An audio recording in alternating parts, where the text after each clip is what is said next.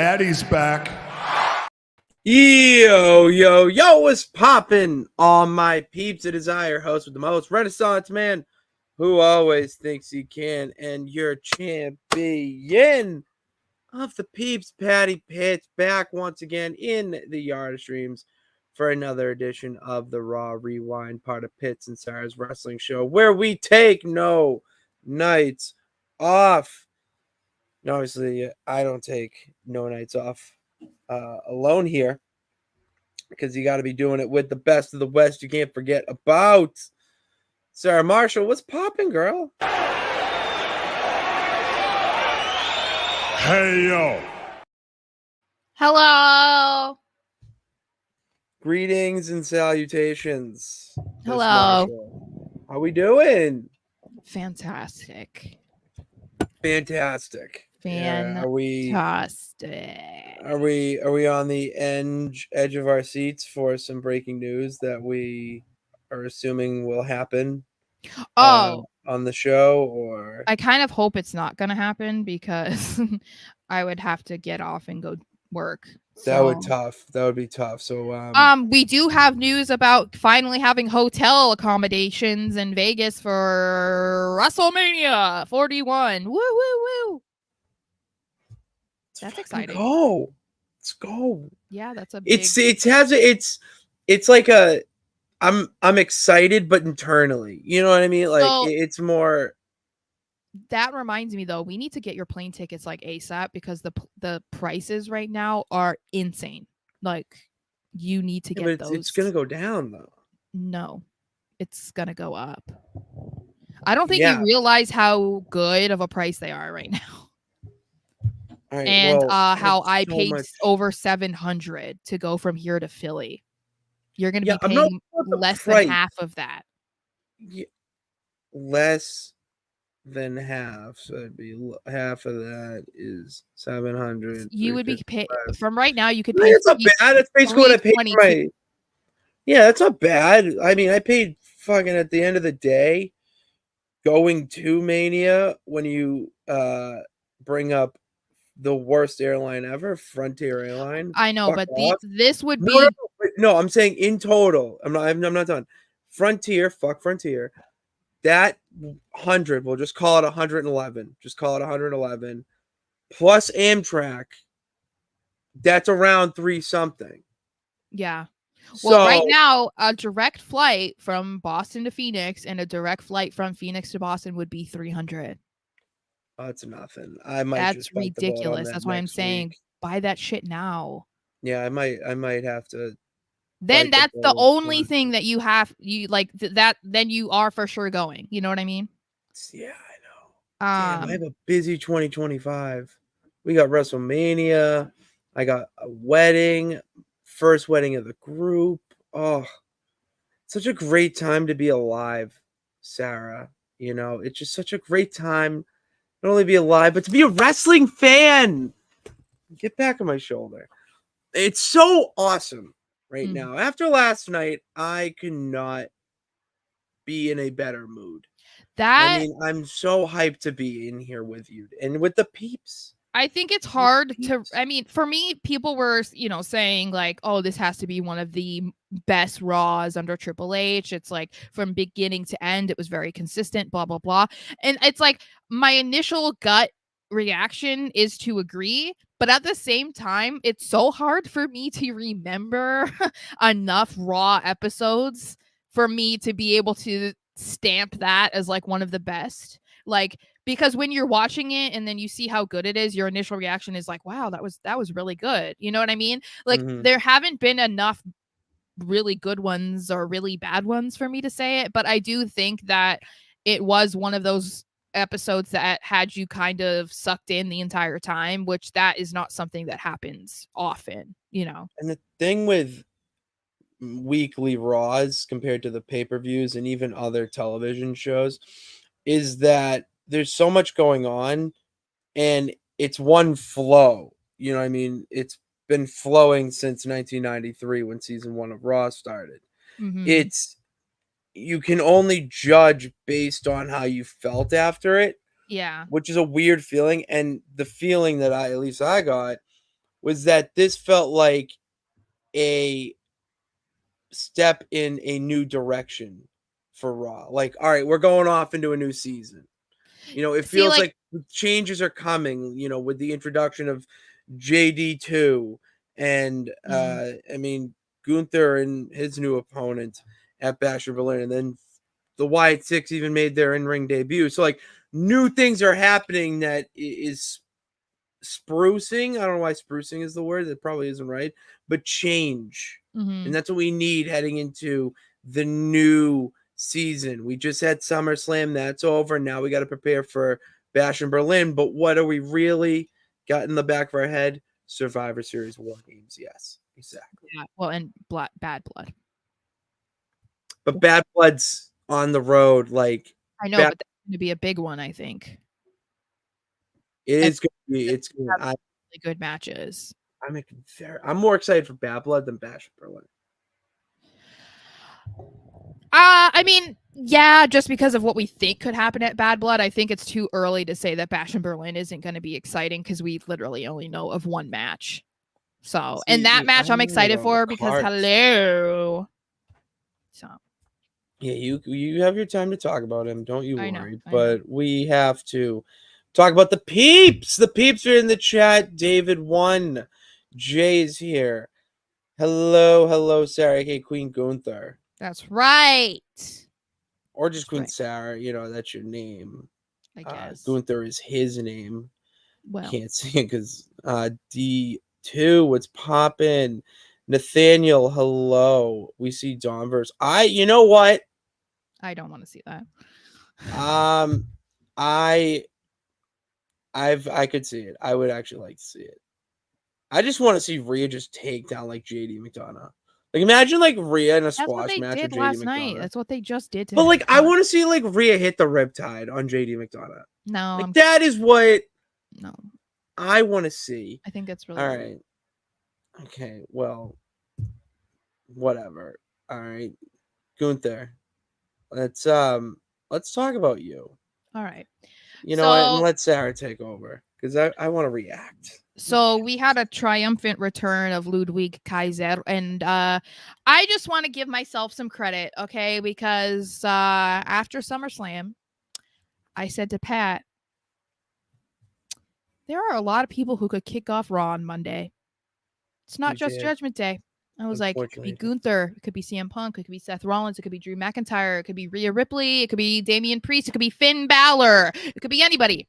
And he said to me, no, it's going to be Judgment Day. It's going to be somebody in Judgment Day. It's going to be somebody that was in the new Judgment Day or in the former Judgment Day. And I just want to say, he was right. So we got Ludwig in the ring, and people were so happy that he was there to introduce my man's Gunther, which I was surprised about, okay? Because I feel like people hate Kaiser more than they hate Gunther, like just on a normal day-to-day basis, which is kind of crazy to me. Oh, wait, outside the ring? No. Like, I feel like Ludwig gets more boos than Gunther does most of the time. Like 100%. Because then Mr. Gunther comes out, and I guess I'm getting ahead of myself.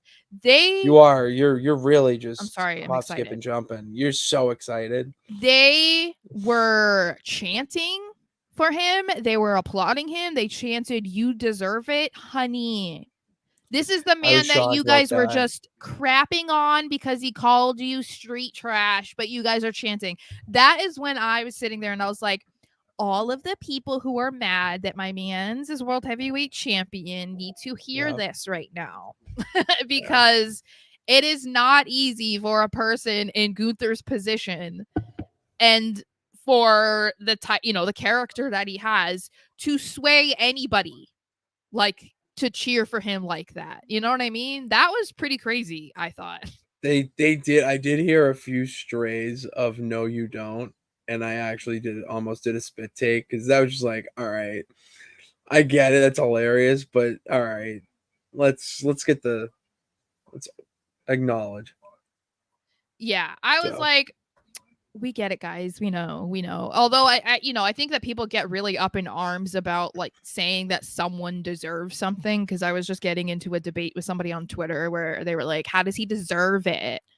Blah, blah, blah. And I'm like, it's like, because then it would be like saying that LA Knight deserved to be United States champion. That's wrong to say because he doesn't deserve it. How does he not deserve it though? You know what I mean? Like if they're putting in the work and they're clearly over and like they've done all this and that, then how do they not deserve it? I don't know. So anyway, Kaiser introduces Gunther. Gunther comes out looking good in his suit, bringing some class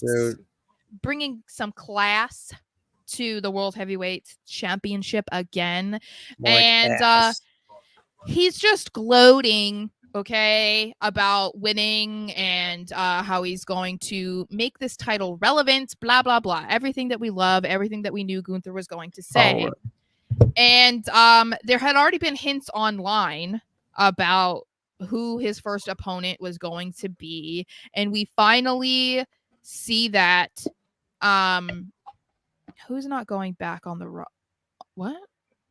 I don't know. Anyway, okay. We see that is confirmed because after he said that he was prepared for anything and nothing could catch him off guard. Randy Orton, come on. I know. Come on. Someone said in the pudding. In the stream I was watching, the guy was like, what if it's Brock Lesnar? And so the second that he said that, I was like, oh my God, if I hear that music, I was like, I will jump out the window. And thank God it was Randy's. It was, come on. So Randy comes out and, continuing the part of the Triple H era of not leaving stories with like loose ends. Listen to her. So Randy comes out and he's like, hey, by the way, I kind of feel like I'm the reason that you have that title. I'm the reason why you were in that match to begin with, because you beat me at King of the Ring, but did you really beat me? So he officially challenges Gunther for the World Heavyweight title as somewhat of a rematch from the King of the Ring.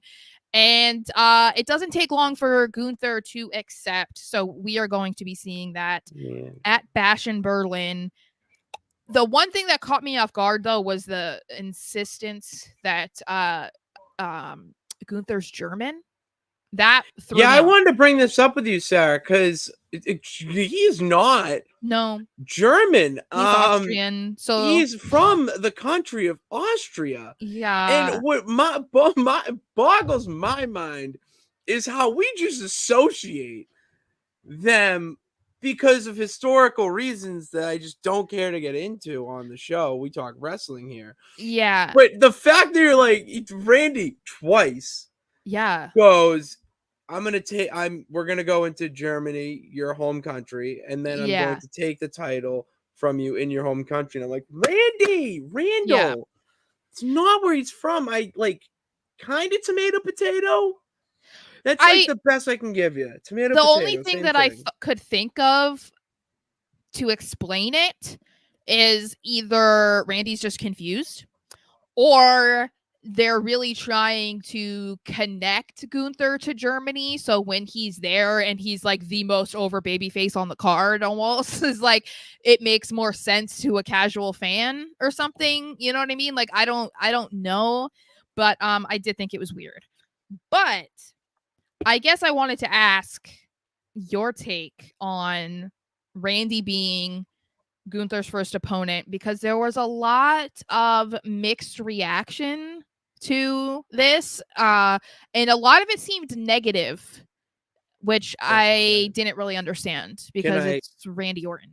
So can I ask what the biggest negativity that you saw from it was? That they are not sticking to the draft?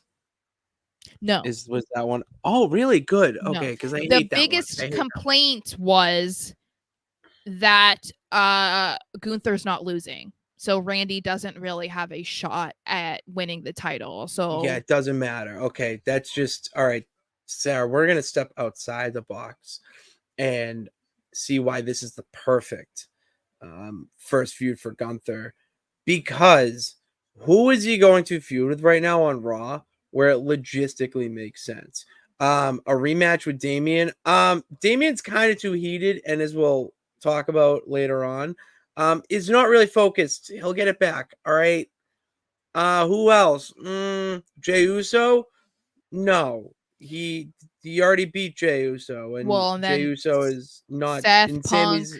Drew Seth are and all Punk are doing doing. other things. They're all doing their things. Okay.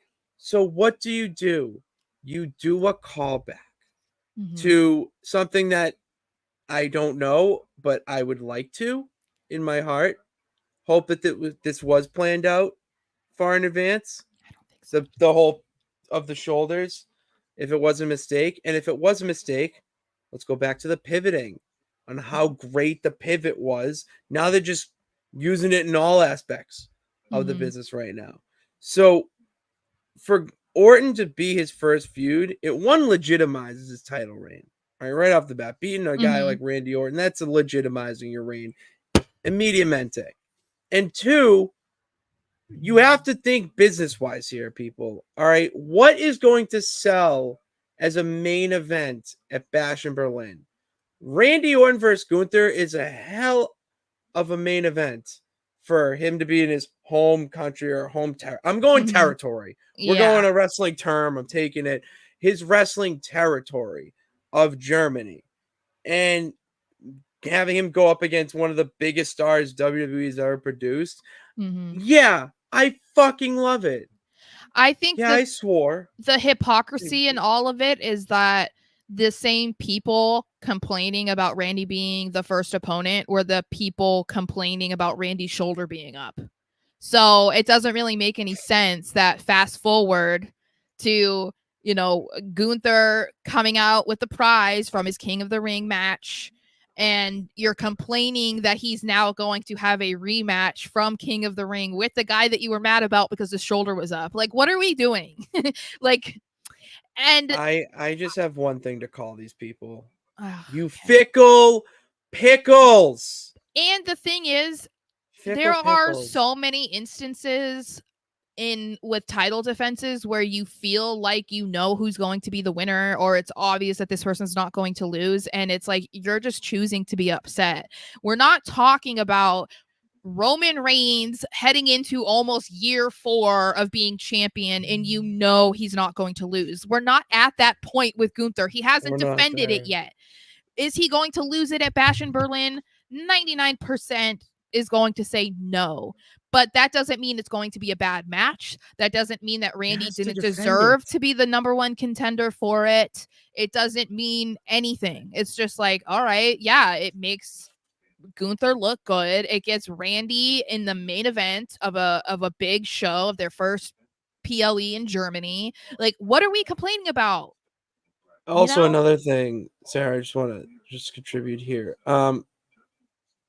How annoyed is everyone with Randy Orton feuding with the Bloodline?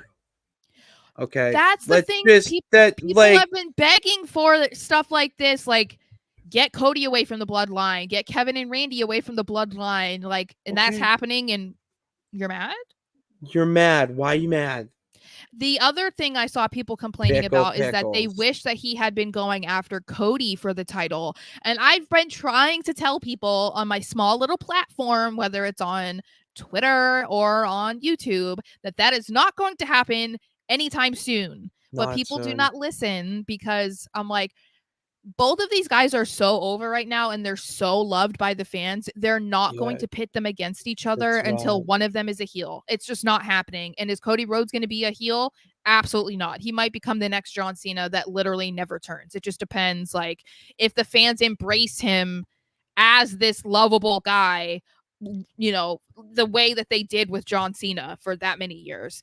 Otherwise, Randy's going to have to turn heel. And right now, he's having the time of his life in the role that he has been in. It's something that he has said over the last however many years, stemming back to, RK Bro. Like, he said it was some of the best time of his career. So until he decides that he's willing to be the bad guy again, I don't see anything happening with him and Cody. So to act like disappointed is ridiculous. Not to mention, they have not said Randy was traded to Raw. I think that they're just saying because of the events that happened at King of the Ring, he's getting the okay to go against Gunther, which I'm like, I think that's totally fine. Nothing to complain about. There's nothing to complain about here, people. There's No. nothing. So I did want to just say I'm very excited because we didn't talk about our reactions to SummerSlam. So I have to say, we talked about it offline. Yes, I have to tell you guys, I was very excited about this match. Not only because Gunther won and I started dancing. I literally started dancing because he won. I was also very pleased about Finn Balor getting involved. So SummerSlam was like a dream for me. Like everything that I wanted to happen happened. It was a fever dream. Yeah. It was a fever dream. So Gunther becoming World Heavyweight Champion, hello. I had to have been one of the happiest people on the planet.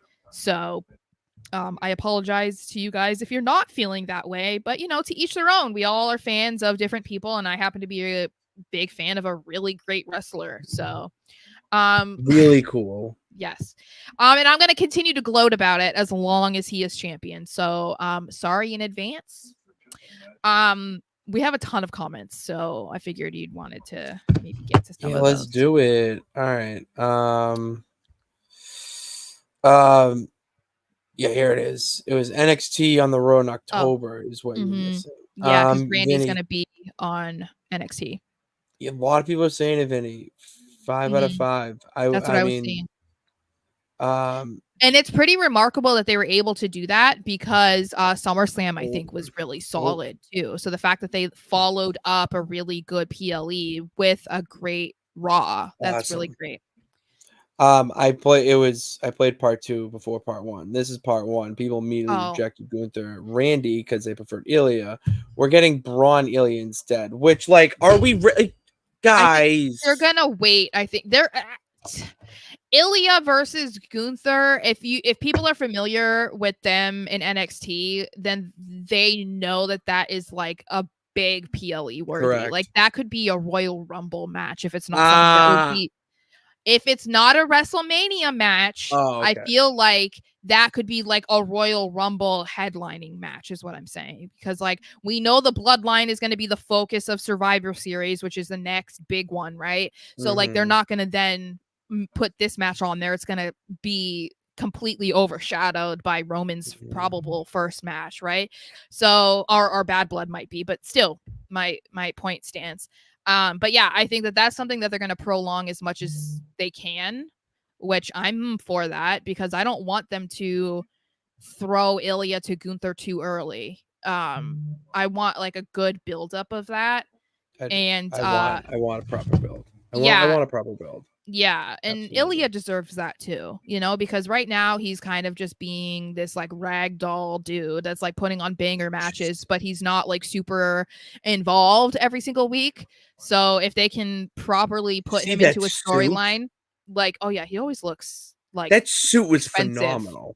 Yeah, so it was an incredible suit. I started wearing suits again. Yes, I was very happy.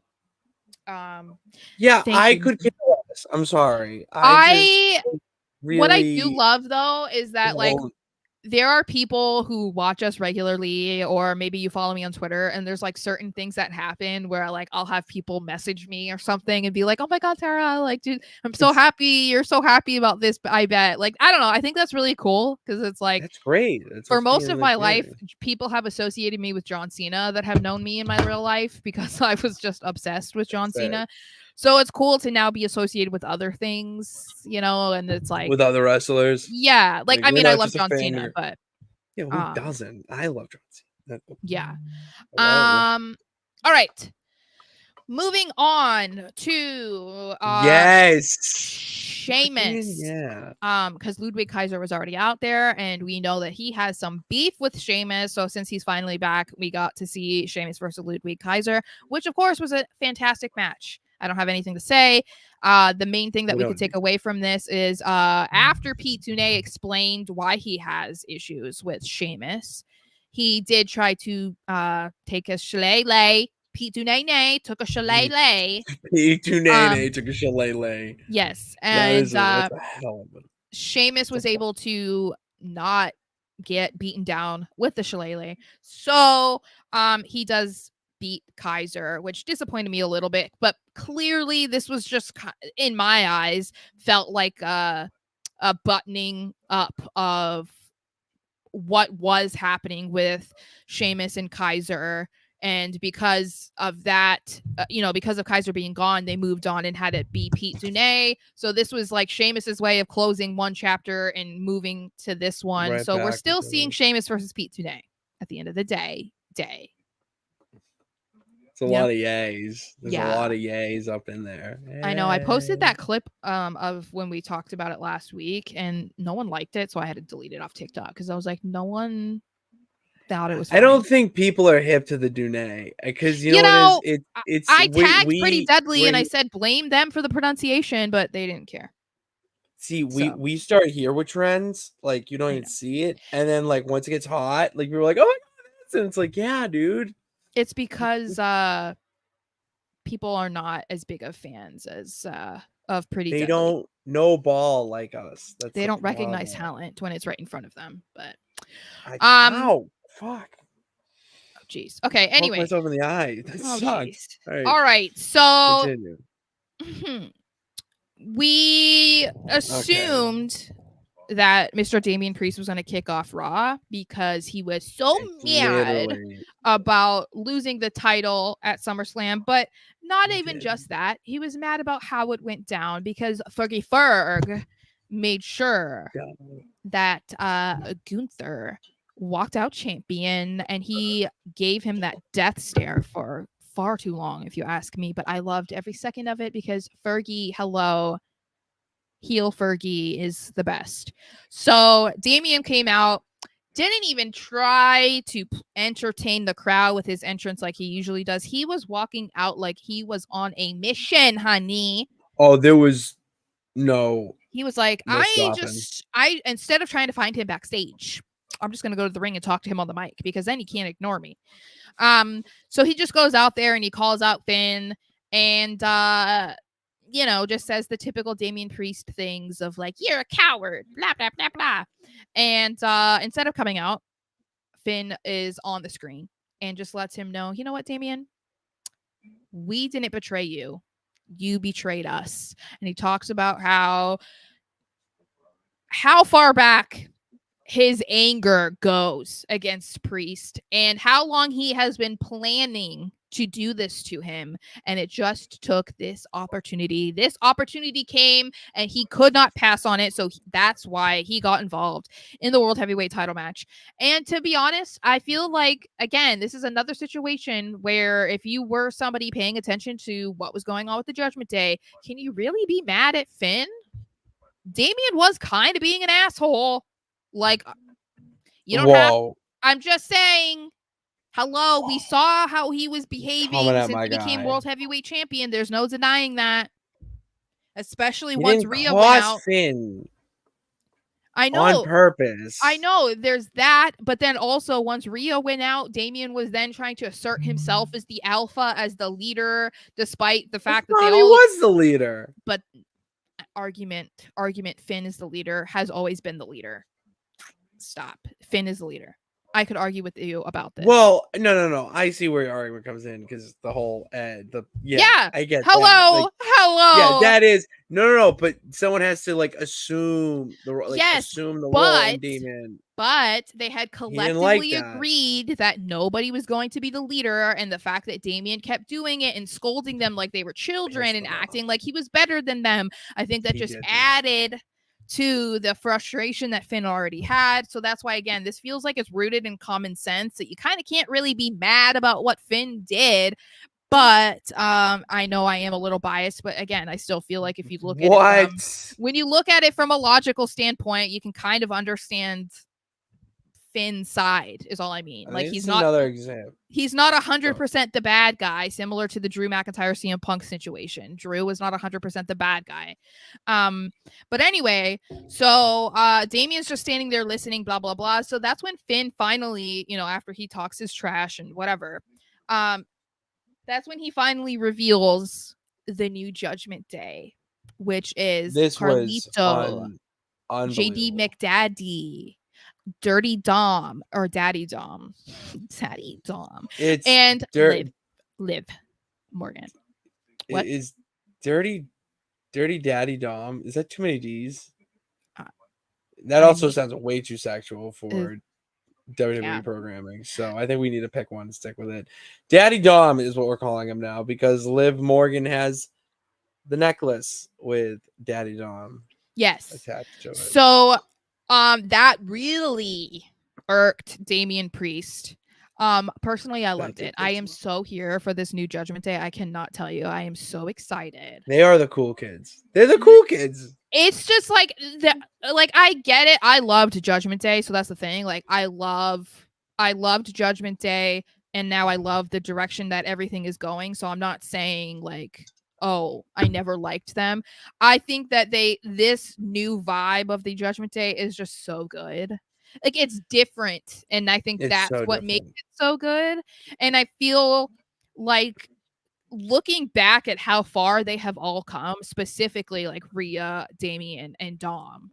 Dom being on this side of things now is so cool because if you look at where he was when he first joined Judgment Day, he was like a little puppy.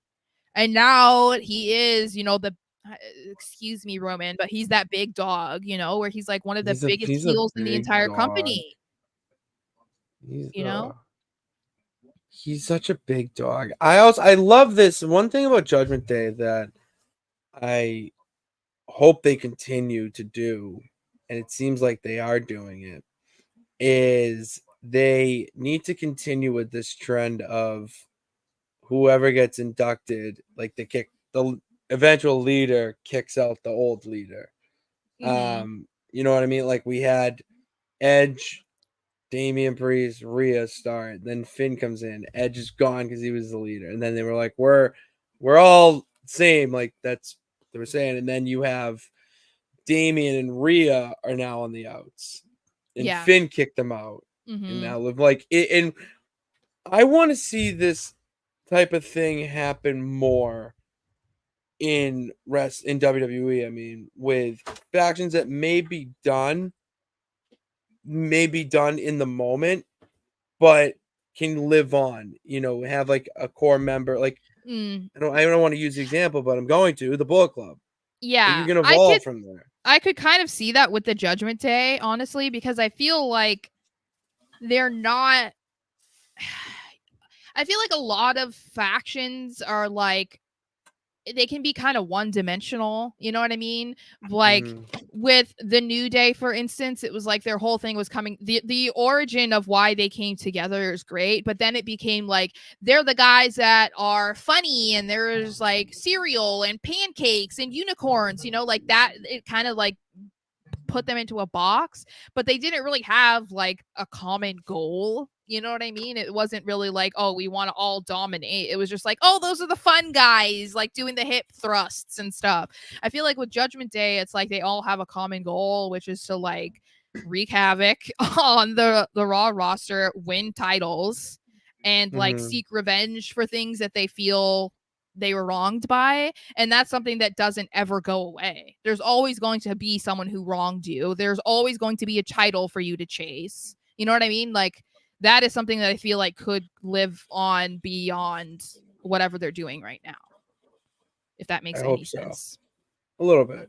I hope so. I hope they continue this stuff. I really hope they continue Judgment Day even after, I don't want to say in front of you, but after Finn's gone or after Dom's gone. Like just continue it or something like that. Mr. Anderson, the original Judgment Day was not good. Damn it. That's why they kicked out Edge. That's why they kicked out Edge. That is hell of a statement out of you. Mr. Anderson. Who, me? No, Mr. Anderson. Oh, what? Yeah, no. Edge We barely saw shit with them. I get like you would have liked more, but yeah, I mean, like, I get what they were kind of trying to do with Edge, but it felt more like Edge needed repackaging than like, becoming the leader of a group, especially a group like that consisted of Damian and Rhea at that time. And I was so happy that when they brought in Finn that they kicked out Edge, because I was like, Finn does not deserve to be second fiddle to a guy like Edge. You know what I mean? Like, Finn has been around just as long. I mean, outside of WWE, like, he'd been wrestling forever too. So it's like, he didn't need to be like mentored, you know what I mean? Like, and I don't mean that in a disrespectful way, but like, he didn't need to be in a group where he was like below the other, you know what I mean? Like, I don't know how to explain it, but no, I know exactly what you mean. Okay. True. I would like to say maybe we should just say that they're swapping Priest for JD McDonagh. Why don't we say that? Because that seems a little better. All right, so I don't have a whole lot to say about this, but I kind of am intrigued. So we see more Damage Control versus Shayna, Zoe, and Sonya. I don't know what to call them. I know we have the unofficial name that like Michin calls them, but like they don't have a name yet. Studline. Whatever. So what I thought was interesting about this, again, and maybe it was just the crowd because we had already talked about how they were cheering for Gunther also at the beginning of the show. So this was a fantastic crowd. Baltimore, hats off to you. You were great. Baltimore delivers. Baltimore's a great crowd. So what I thought was interesting, because we've seen little snippets of them trying to have Damage Control versus the new group, and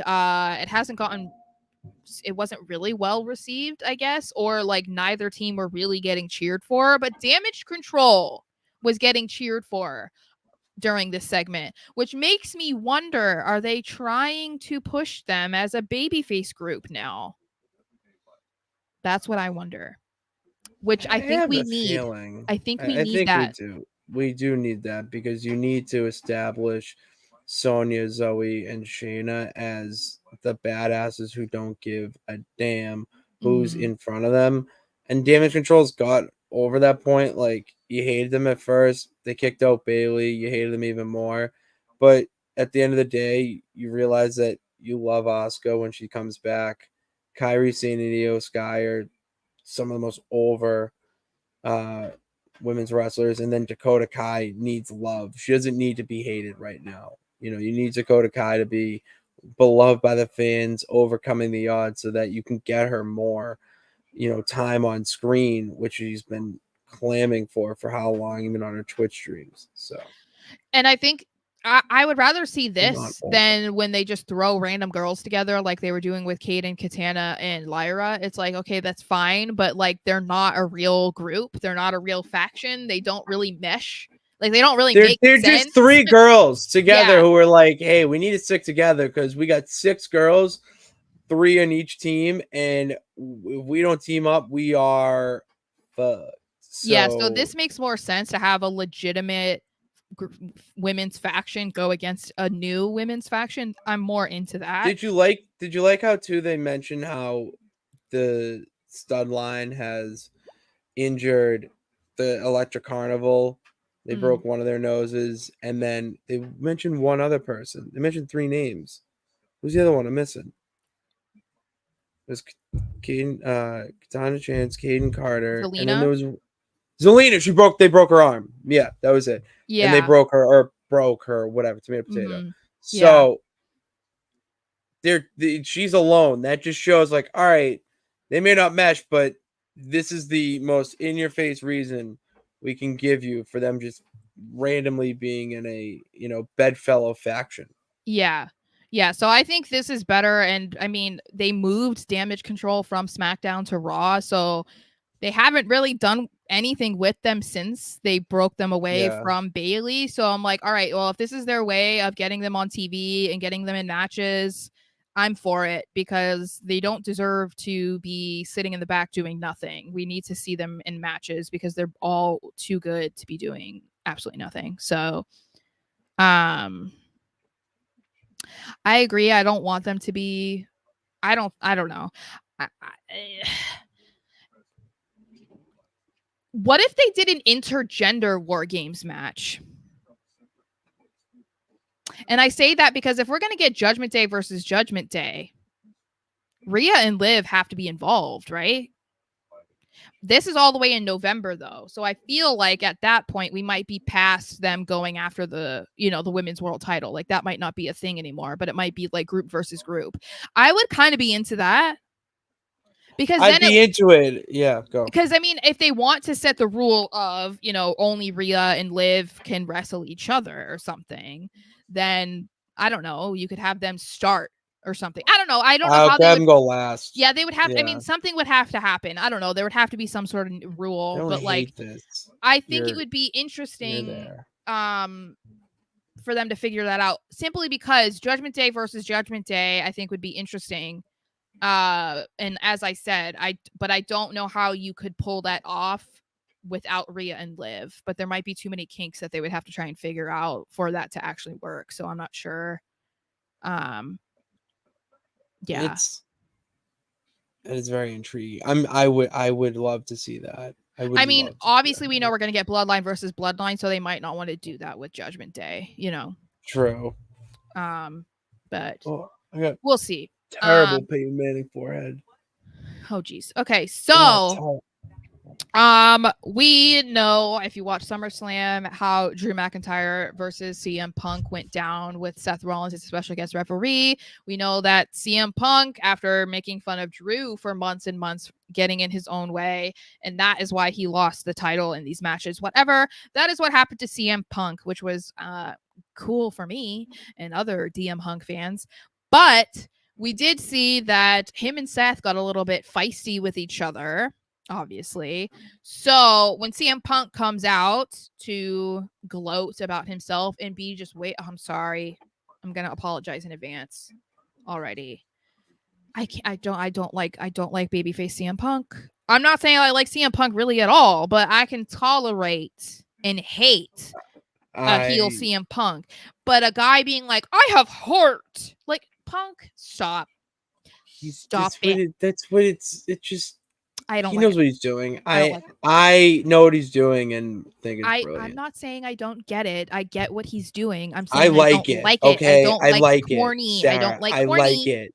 Good for you. I like it. All right. So he is talking about how he doesn't really care that he lost the match, blah, blah, blah, because, of course, he was running out there acting like he just won the Olympics himself or something. He did not have a care in the world. And instead of Drew McIntyre coming out first, it was Seth Rollins, who is very sick of CM Punk. And so they exchange pleasantries. Oh, you're not gonna. You gotta mention what he's wearing, Sarah. Sarah, what is Seth Rollins wearing when he walks out to confront CM Punk?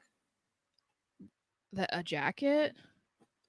It's the Hangman. He's wearing a cowboy leather jacket, and it's very similar to the one that Hangman Page wears. Okay, normal WWE fans who don't watch AEW did not know this, nor do they care. I think they care. That's the wrestling fans care. There's no significance to me about what Seth wore and it being compared. Oh my God, there's so much significance there. Not for people who don't watch AEW. There's no significance. But wrestling fans, you reach the wider market. Wrestling fans who do. It was it's brilliant. Anyway, so Seth, as I said, Seth and Punk exchange pleasantries. Drew eventually does come down through the crowd and say that he does have the support of Larry and AJ, which really pisses off Punk, so he chases after him. And then all of a sudden, Big Bronson Reed just comes out of nowhere. And I really did not understand what was going on, and I understand why Mr. Adam Pearce had to explain himself today.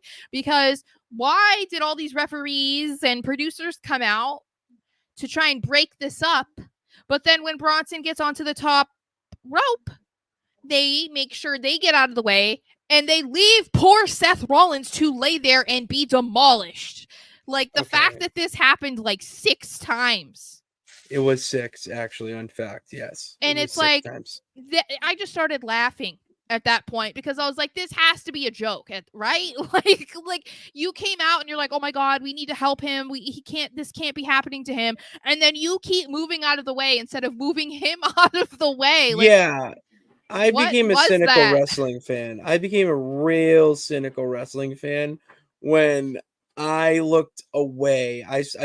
I stopped watching after the third. Okay, I'm Well, gonna just because the then champ's you gonna shoot you just straight. knew it was going to I'm gonna keep just shoot you happening. straight. Well, no, because third, I'm like, all right, they're wheeling out of the ring, like whatever. Let's go on to the next segment. Like I'm in the zone here, and then I look over, and it's like another and another. And it's like 6. What? Why do we need 6? Like, why do we need 6 splashes? And then on top of that, why? Well, you asked about the refs, why they're moving out of the way. I mean, are you gonna get squashed by No, I'm big saying Bronson it Reed? was refs and producers and stuff that literally came out to stop this from happening. And instead of trying to make sure Seth was okay, they let him get demolished over and over and over again. And then once it was like the 6th time, they were like, okay, it's enough. You I'm couldn't like, have rolled him out of the ring. that's Yeah, what I just mean. like after the third, just like Dude is whoa, literally bleeding from the mouth. coughing up blood. And they're trying to sell it that he has internal injuries, which this is why I was interested in it. So I saw that Richard said, yes, Bronson Reed definitely got over in the segment, which hello, welcome aboard, guys. Bronson's been legit, forever, but welcome aboard. So that worked out for that. But what is the motivation behind potentially writing Seth off TV? Because that was my immediate thought.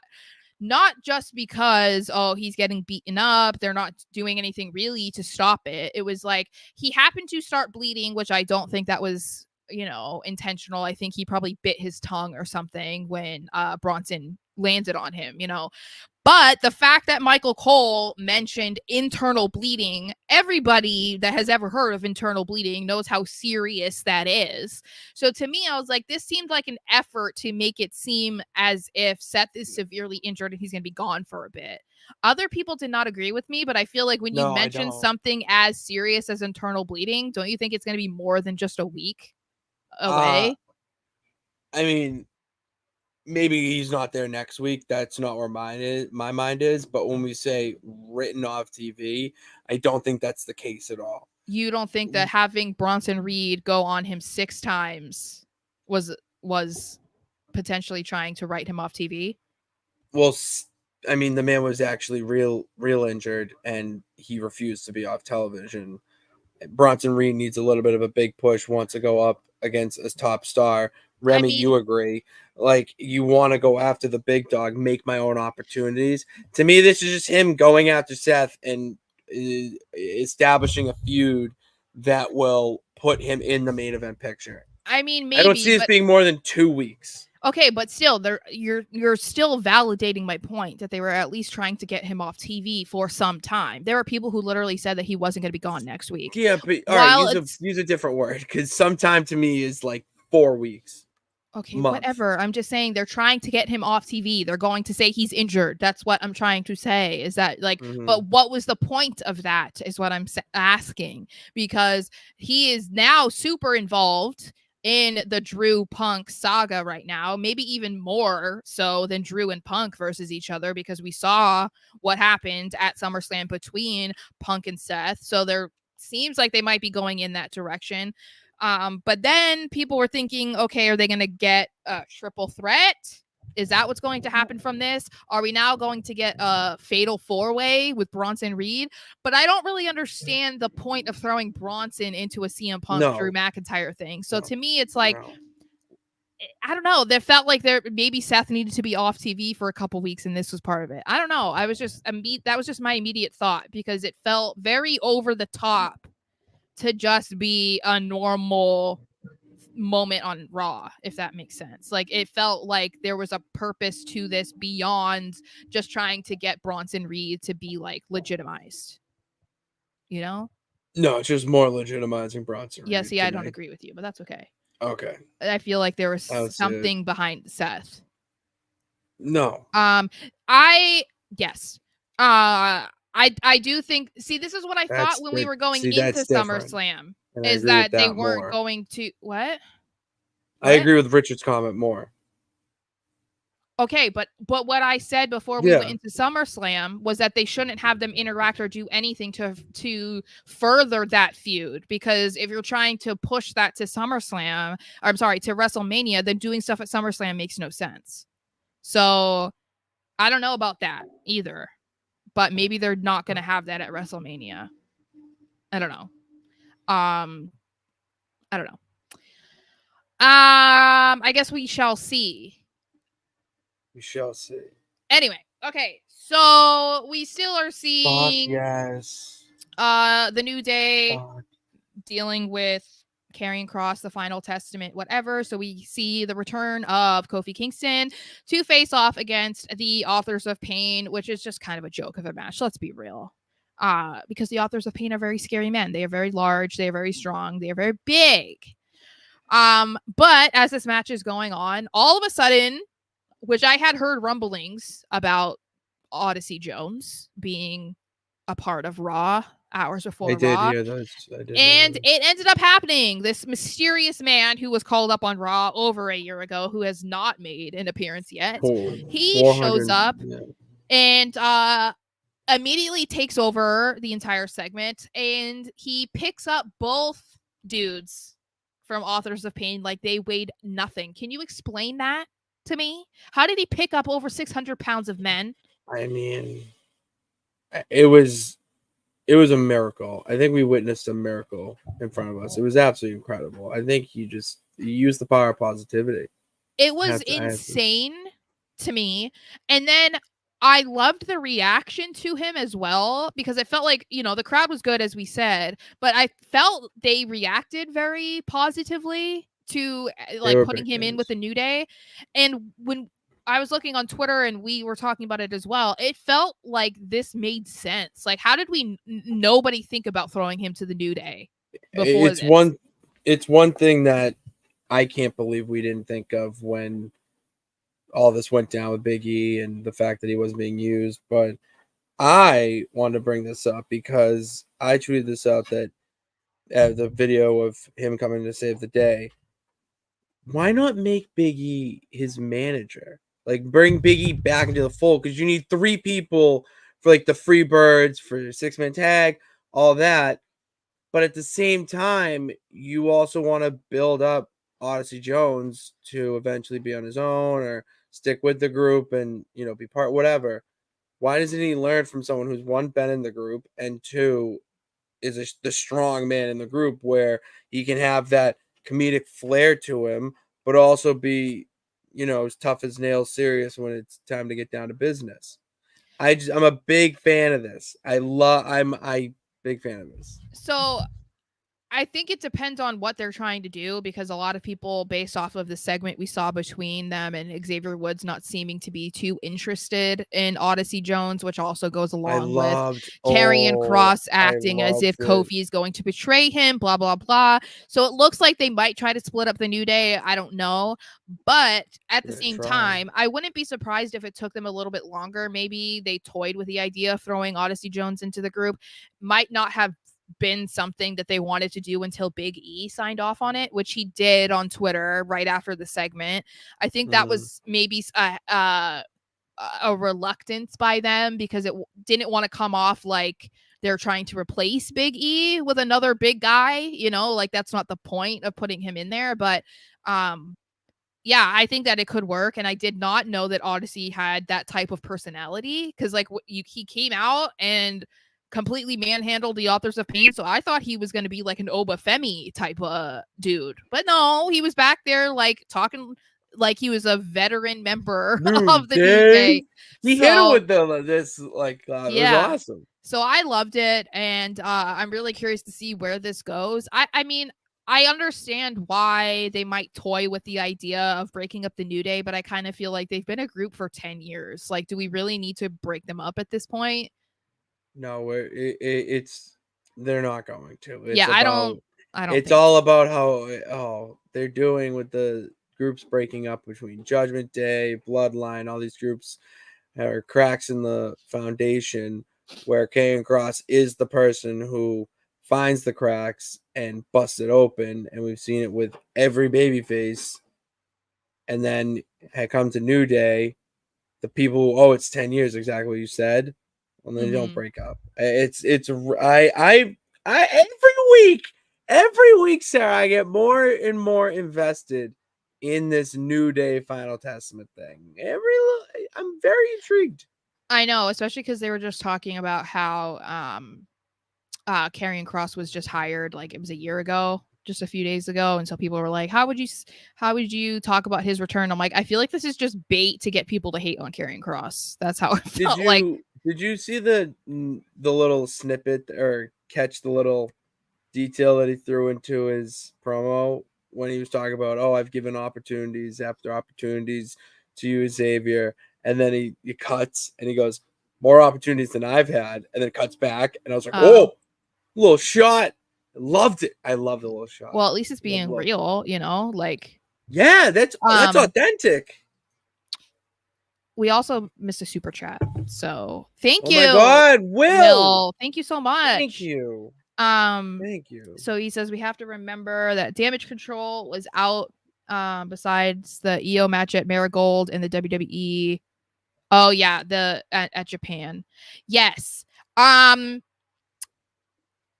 Yeah, I kind of wonder if they're trying to build off of that clearly because they were having so many WWE people working the show. So I think, they might just try to take advantage of the recent hype, which makes sense. I think that it's fine. People at the end of the day have loved Asuka. I mean, it's like trying to make her a heel didn't really work, because like people love her anyway. Different crowd. It's a different crowd. Can't make her a heel here. Yeah. All right, moving on. I just wanted to talk about JD McDonagh really quick because he got a little promo segment before his match with Damian Priest, and I have to say it was fire. Okay, that's all I had to say because JD is getting a lot of hate because the thing is, it's like, yeah, it's all funny, like ha ha ha, he's a bobblehead, he's a Funko, whatever, but like, come on, guys, like. The problem that I have with stuff like that is that it like catches on and it's funny, but then you're not looking at actually like he's so good in the ring, like incredible. He is so good. Even when, which we'll talk about in a couple minutes. He sold the shit out of that stuff that Rhea and Damian did to him. Okay, I guess we can talk about it now. People were not giving him enough credit. Did you see how high up he got on that choke slam? Did you see how he took that headbutt from Rhea? Not to mention that match was fire. Yeah, the height that he got on that South of Heaven choke slam, that could be 2 big shows or 1.5 Andre the Giants.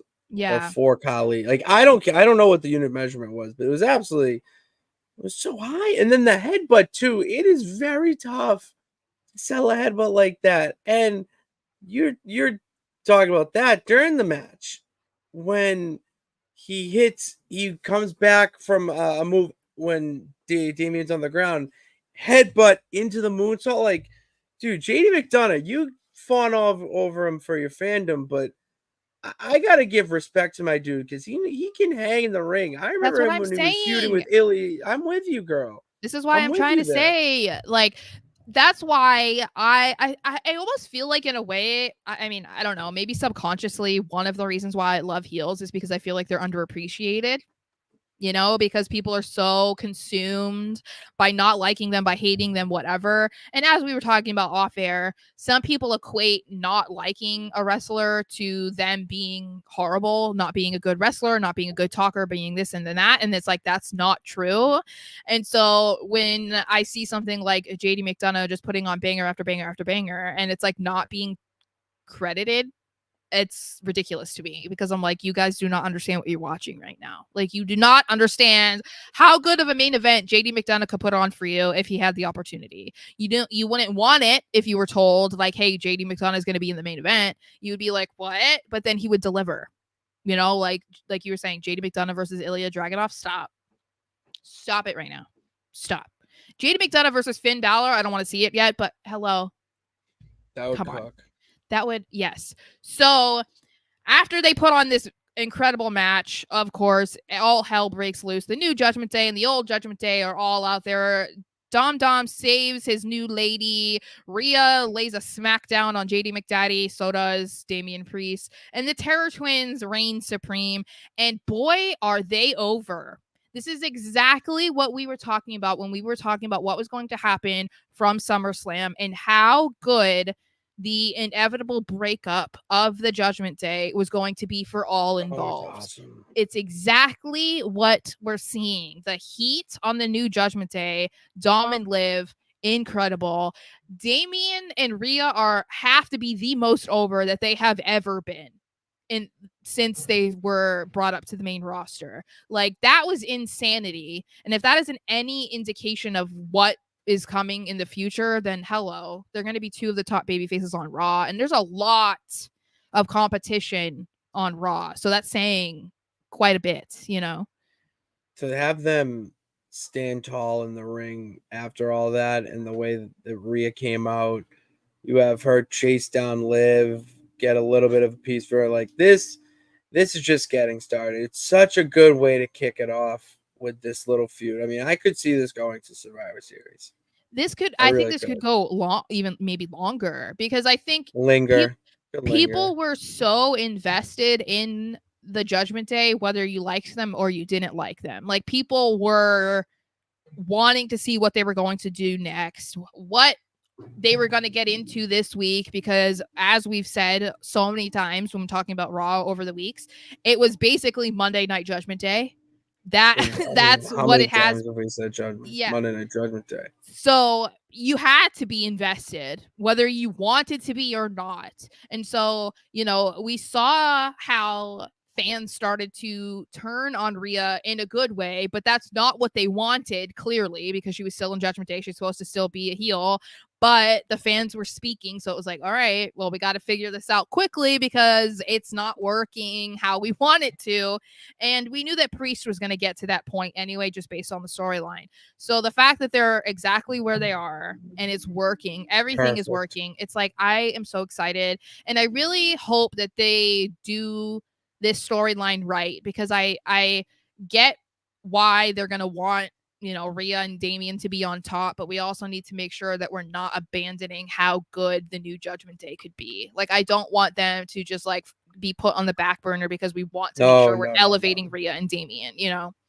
Mm-hmm. Yeah. So I'm really excited about that.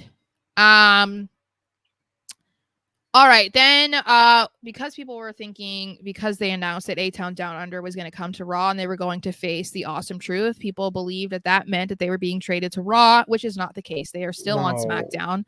I know. And, I mean, there's still rumors about trades. Like, people think that Jay and Sammy are going to be traded to SmackDown. But I don't know. But the thing is like, that's wishful thinking at this point, because we honestly don't know. Like, that's not based on anything that is happening yet. You know, you're just thinking so far ahead to Bloodline versus Bloodline, and you really want to have Sammy involved. So it's like, oh yeah, Sammy and Jay are going to be traded to SmackDown. There's no indication of that happening anytime soon. So I don't know why we're talking about it, but A-Town Down Under, the only reason why they were even on Raw is because of the whole segment that they had at SummerSlam with Austin. Did you watch? Like, that's the only reason. And Austin Theory was chokeslammed by Jelly Roll. I know. He needs to have his comeuppance. Yes. So they're teasing the same thing in this group too, which we've talked about how it was really weird how most of the tag teams were being teased to break up, and that continues. A-Town Down Under has been involved in this storyline of tension between Grayson Waller and Austin Theory, which they keep playing around with.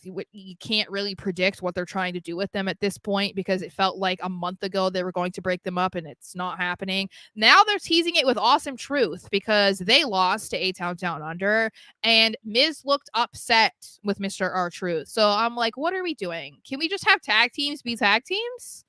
Or there's got to be a little... There's always got to be a little tension there. But not in every single group. And that is like what they're doing with almost every single tag team right now. Like, we were just talking about the New Day. Do we really need like every male tag team having issues with each other. A lot of testosterone. I just, A lot of testosterone. I don't know what's going Miz on. did say that he prefers to be heel on the Cody episode of. Well, come on. Yeah, he's a much better heel. And I say that because everybody hates him when he's a heel. It's not that people don't love him as a babyface, but I feel like it's not fun to be a babyface. Especially if you're just if you're a naturally nice person, it's probably not fun because it's not hard. But then you also just have to like amp up the cheese. You know, that's when you have to like become more corny and like over the top, like nice. Like that's not as fun as like being evil and being mean and doing things that maybe you normally wouldn't do in your everyday life. That seems more fun. And the Miz obviously perfected being a heel. Hello. It was like, why? Because he's awesome. And because he's just annoying. He's just naturally annoying. He's annoyingly awesome. Anyway, so before we get to the main event, we see Sami Zayn talking to Jey Uso backstage, and this is the latest that appears to be, you know, Sami Zayn is moving on from the Intercontinental Championship already, which already looks like that's what's happening with Damian Priest too. They can be revisited in the future, but you can tell this is exactly why these guys needed to not be champions anymore, because that's what we were saying, where it's like, okay, who's going to lose titles at SummerSlam? You knew that Braun Breaker was going to take the title from Sami. Why? Because Sami accomplished everything that we knew that he needed to accomplish by becoming Intercontinental Champion and then being the Intercontinental Champion. He proved he wasn't an underdog. He proved he could be a main eventer. He proved he could beat Gunther. There we go. Mission accomplished. We don't need you to have the title anymore. Same could be said with Damian Priest. He was running out of time because he was the Money in the Bank winner. So why are we going to have him cash in? Well, he needs to cash in and we can't have him lose. So we're going to have him be champion. We're going to prove that he can be a main event guy. We're going to prove that he was the leader of Judgment Day. And eventually he is going to feud with the Judgment Day. And we don't need him to be the champion to do that. So Sami is now setting his sights back on the tag team scene, apparently, as him and Jay are now going to challenge the Judgment Day for the tag titles next week. And I have to say, I'm not thrilled. After saying all of that, I'm not thrilled. Simply because I still want Judgment Day to be champion. So as long as that happens, then I guess I don't care. I could see Sami and Jay taking it. So do I, but I feel like that would be such a stupid move for the beginning of the new Judgment Day by having them lose the titles right away. Champ, so it wouldn't make sense. It's a bad move to. Here's the thing. I do remember us saying the exact same thing we're saying right now. And then Cody Rhodes and Jey Uso won the tag. I didn't like it either, though. I'd never liked it. That's not what I'm arguing here. I know you didn't like it. I'm just saying we said the exact same thing that we're talking about right now. Yes. Yeah. And then Cody and Jay created the best press conference afterwards. True. Because they won the tag titles. So that's why with this, I initially was saying in my head, it's not going to happen, blah, blah, blah. But like, what else is Sami and Jay doing right now? Well, and what else could they be doing for the tag division? But then you have to think Judgment Day though. Yes. They need the titles to establish themselves as credible. Yes. So I don't know which way to lean at this point. I just hope. But to me, it's like, who needs this more? You just said it. Judgment Day.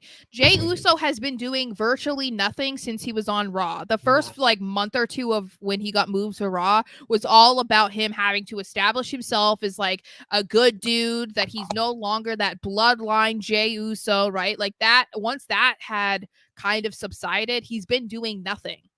Like, they had him on a backstage segment on Raw this week. He wasn't on SummerSlam, but he was in a backstage segment on Raw. And the only reason why they did it is because they wanted the fans to be excited. That was the only reason. Otherwise, they haven't had plans for him for so long. And if it weren't for the Intercontinental title for Sami, he had nothing going on either. So I get why it's like, okay, let's revisit this. But I do wonder, because we talked about how some people think that they're going to inevitably be traded to SmackDown, which I don't know if that's going to happen or when it's going to happen. I think it could happen, but this might be the precursor to that. You know what I mean? Like teasing Remember when Sammy was in the bloodline? Remember when Jay was in the bloodline? And then like it would make more sense if they make some sort of weird announcement at some point that they're trading them to SmackDown. It wouldn't just be like, why are they doing that? Why Sammy and Jay? You know, like that's the only thing that I can think of. And they don't have to be tag champions to do that. And because they're not going to move the world tag team titles from Raw to SmackDown. They're not going to do that. No. And they're not going to do because they're keeping all the world titles on Raw. And they're not going to have them do the awkward switcheroo of tag titles like Vince would do. None of that's over. None of that's over. Yeah. I mean, so none to of that's me, happening. It's over.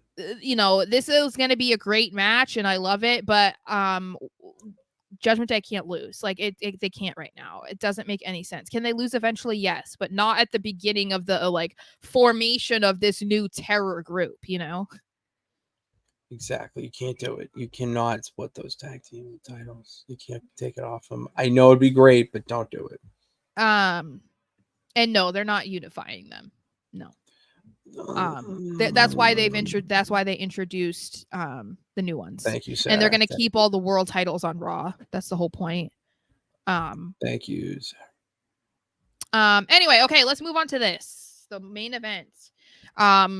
We now know that American Alpha / Alpha Academy / now American Made, which I feel like sounds like so like it sounds to me what Jack Swagger would have been called with whatever his name was. All American? Yes, the All American Americans. Like American Made. That's basically what it was because it was all about America. We love America. We love Americans. I like American Made a lot better than the Creed brothers. And I also like their intro better. They finally updated the intro and made it so that you can chant "You suck" rhythmically. Def Rebel got to give you credit there. Yeah. Well, I mean, the fans kind of fed that to them. So, I mean, I give them credit for listening and observing. I give them credit for listening and observing. So this was a really exciting moment, I think, for a lot of people. And we even talked about whether or not this was a good idea. And we kind of were like, unsure about it, about the Wyatt 6 debuting on Raw instead of at SummerSlam or instead of a big PLE or something like that. We thought that, okay, if anybody is going to need to have a big moment in a debut, it's going to be Uncle Howdy / Bo Dallas. So that was not what happened. But I don't know what to say about this because I don't think that this could have gone better. I honestly don't. And I have to say, I cried at the end. Not because of how good the match was, but like the rocking chair at the beginning. Oh, that was very nice. Bray's music. Yeah. I was just like a baby because Eric Rowan doing the yeah, like just all of these little things for Bray and for Brody. And then you see the moments of what happened when they went off the air and they were just like hugging each other and just like pointing upwards. It's like, to me, that is why you have to be invested in what the Wyatt 6 are doing because it's so beyond what we're seeing on TV. It goes beyond what they're doing in the ring. You know, like that's why I was a little bit nervous about how this was going to happen and how the match was going to go and how it was going to be received. But it was so good. And all of them were good. Gacy, Rowan, and Loomis. So good. Loomis is my favorite. Mercy. He is my favorite. Oh my God. I love how they just fling him. It's incredible. And you would never guess that from a dude his size. You know what I mean? Like that. That is that's Dexter Loomis. No. And all like they looked so cool. And the things that Michael Cole was saying too, because you know he's like, oh, Gacy, like he thinks he's Huskus, and like there was all these little things that were like reminding you. And I don't know if you could tell, but you could tell. That's what kind of got me, and I'm not gonna get emotional when Cole was saying that Bray was looking down, and he was so proud. Yeah. Oh my God, it's getting me teary. You could tell that Cole was getting a little like he had that like in his throat. You know what I mean? And it's like, absolutely. Yeah, because, as I said, the stuff that they're doing, it just goes beyond what we're seeing. It's so important to them, and I'm sure it's therapeutic. And I'm just really happy with how this went. And I feel like it was just, I'm obsessed with the Wyatt Six. Like, everything that they're doing, I'm obsessed.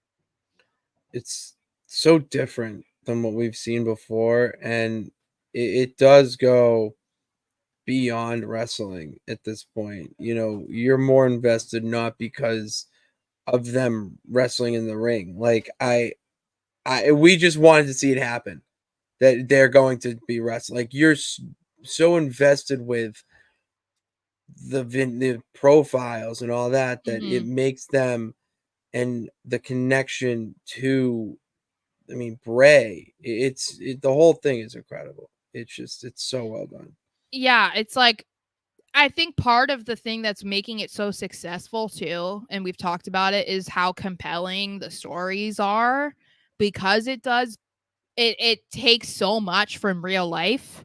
And everybody knows about it. Like, if you're a wrestling fan, then you knew about the Wyatt family, you knew about Bray Wyatt, you knew about Luke Harper / Brody Lee, like, you knew all of this stuff, and you knew Bo Dallas was Bray's brother. You knew that these guys, some of them went to AEW, and that they had worked together and they were very close, and blah blah blah blah, you know, like, there's all of that.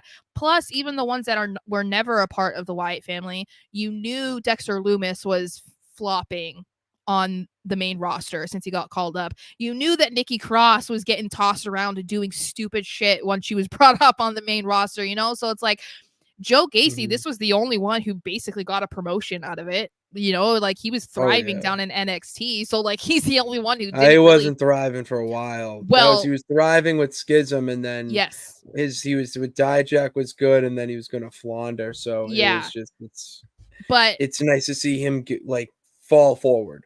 And what's cool about his involvement too is that he was involved in Bray's original return. He was one of the puppets coming to life. So that's kind of cool, because it was like he was kind of used as just an extra, but like, it actually ended up being what he ended up doing. So I don't know. I think all of it's really cool. I'm really excited about it, and I'm curious to see where they go from here, and if, you know, American Made is still gonna want to have another match, or if they're like, we're done. And if that's the case, like, what are the Wyatt Six going to do next? Who are they going to target next? I'm just kind of curious, and I hope that they keep going the way that they are, because I would hate for us to be sitting here like on a high, so excited about what they've done, and then we get to a point where we're like, oh, you think it's the end of their feud with American Made? I don't know. I think I don't necessarily think so. But I wouldn't be surprised if it's something that they try to make it seem like it's up to Chad, and like, they're gonna be like, nope, no, we don't want to mess with them anymore. You know what I mean? Like, that might be it. But we haven't gotten a hint of where else they might go, as in the Wyatt Six. Like, they haven't had any involvement really with anybody else. So I don't know that they're completely done with it yet. So that's why I'm like, what are we gonna do? You know? What if we get a Wyatt Six Jey Uso? Like, against Jey Uso? Yeah. But why? They're supposed to be baby faces, aren't they? Technically. I don't think you can classify the Wyatt Six. You can't define them, but if we're going to say, in this feud with American Made, they're baby faces. So but when I bring up Jey Uso, I bring it up because it could actually be a catapult to him going back to the bloodline to set up Survivor Series War Games. I think it would he abandoned his family. I know, but I would think it depends on how they go about it, because if they go about it the way they did with Chad, by like beating him up and stuff like that, that's not going to work. No. Yes, so they would turn on the Wyatt Six, and we don't want that. No. I don't think it'd be, because Jay doesn't need to fight right now. I don't really care about seeing Jey Uso in the ring. We know what maybe his for a future match is. here there. Yeah. I want to see Jay interact with the Wyatt Six, not in a ring, but on screen, because of the reaction he's giving when they come out. You know what I mean? I want to see that reaction play out on screen. Yeah. And that could catapult it back to the bloodline because he walked on his family, and did his own thing on Raw. But his family needs him. They're in a time of crisis. It goes to the supernatural, but not being supernatural kind of thing. Like it would be a great way to segue it back into the bloodline. That's all. I would like that thrown out into the ether. Yeah, I mean, I think it's possible. And it would be kind of intriguing to just see Bo backstage and ask if he could talk to Jay. You already kind of know what that would be.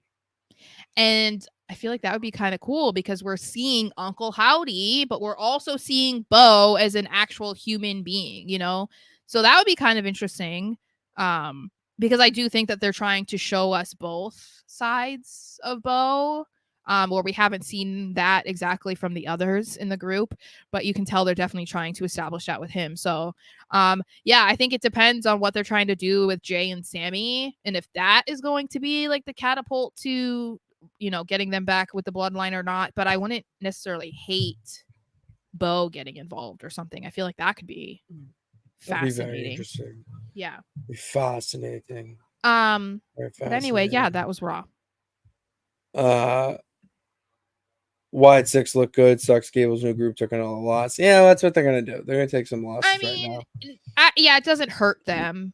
I mean, I think the Wyatt 6 needed it more. They needed at that point. Yeah. Oh, they 1,000% need. They do not. You can't beat a Wyatt 6 right now. Yeah. I don't want to argue with anyone who would want to make that. Joe Gacy debut match of the main roster was awesome. It was really awesome, and that move, that it back handspring into the double clothesline. I really was impressed with that move. I love a man that can do stuff that you didn't think he could do just by looking at him.